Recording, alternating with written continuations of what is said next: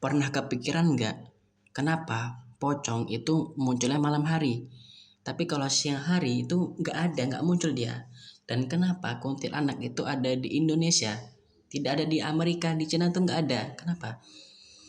Dalam ilmu psikologi ada yang namanya ilusi, halusinasi, dan delusi. Mari kita bahas. Pertama, ilusi.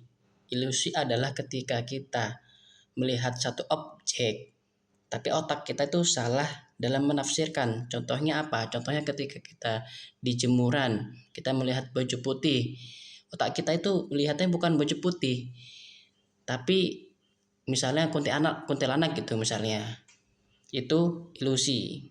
Kedua, halusinasi. Halusinasi adalah ketika sesuatu kita mendengar atau melihat itu objeknya nggak ada, tapi kita merasa ada.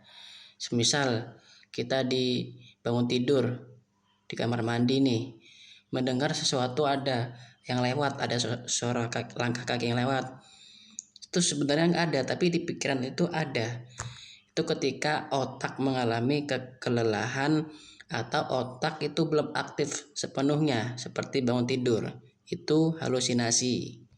Dan yang paling berbahaya itu adalah delusi. Delusi adalah keyakinan kuat kita kepada objek yang nggak ada. Dan kita penuh keyakinan bahwa itu ada. Semisal, oh itu tuh ada orang tuh, ada yang ngikutin dari belakang nih. Nah itu dia percaya banget tuh.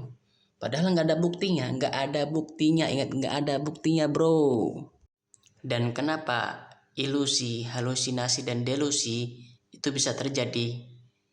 Itu ada 3 faktor yang menyebabkan semua itu terjadi. Pertama karena suhu. Suhu itu dingin, dan ketika dingin, otak kita nggak bisa menangkap secara rasional. Yang kedua, takut. Nah, ketika takut, otak kita itu menyederhanakan sesuatu yang kompleks. Misal kita melihat sesuatu yang tak bisa terlihat dan tak bisa dibuktikan, kita itu otomatis mencari hal yang paling mudah dijelaskan atau simplikasi. Dan yang ketiga itu adalah gelap. Nah, ketika gelap itu mata kita itu terbatas, tidak bisa melihat sesuatu yang jauh dan sesuatu yang terlalu gelap. Makanya mata kita itu terkena ilusi gitu, seperti genjutsu, itachi gitu ya kan.